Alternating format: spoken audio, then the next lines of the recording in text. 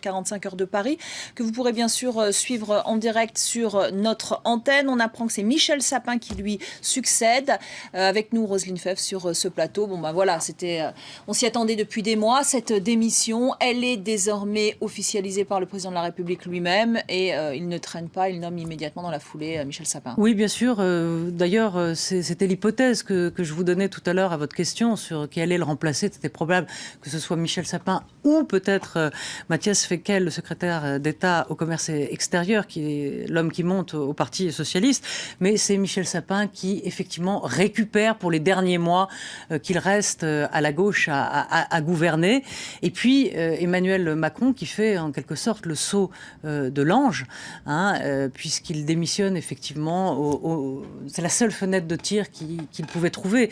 Après, ça aurait été trop tard. Avant, ça aurait été trop tôt. On voit bien qu'il avait préparé le terrain à tous les niveaux, même au niveau médiatique. On se souvient de cette photo dans Paris Match cet été qui a fait rire beaucoup d'ailleurs parce qu'il était en maillot, enfin il se promène sur la plage main dans la main avec sa femme et la photo montre un cul nu de nudiste. Voilà, donc un cul nu. Donc cette photo a fait beaucoup railler. Bon bref, en tout cas il y avait un plan média de la part d'Emmanuel Macron qui d'ailleurs avait dit partout que Paris Match avait vendu énormément lorsqu'il faisait la couverture.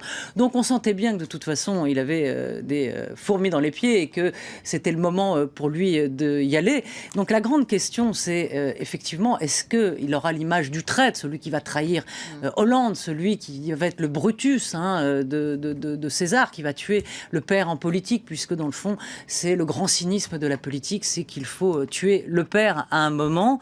Alors il fait peut-être le calcul de se dire dans le fond la gauche est cramée, la gauche est un peu foutue, puisque François Hollande n'est pas dans la possibilité pour l'instant d'y aller. C'est ce que disent d'ailleurs Montebourg et Hamon. Ils disent qu'il est impossible que François Hollande se représente. Peut-être que le calcul d'Emmanuel Macron, c'est de dire dans le fond, je peux être celui qui peut sauver la gauche face à Juppé. C'est-à-dire que je peux être celui qui est élu face à Alain Juppé. Parce qu'on se demande en quelque sorte où il va prendre les voix, Macron. Pour l'instant, c'est au centre.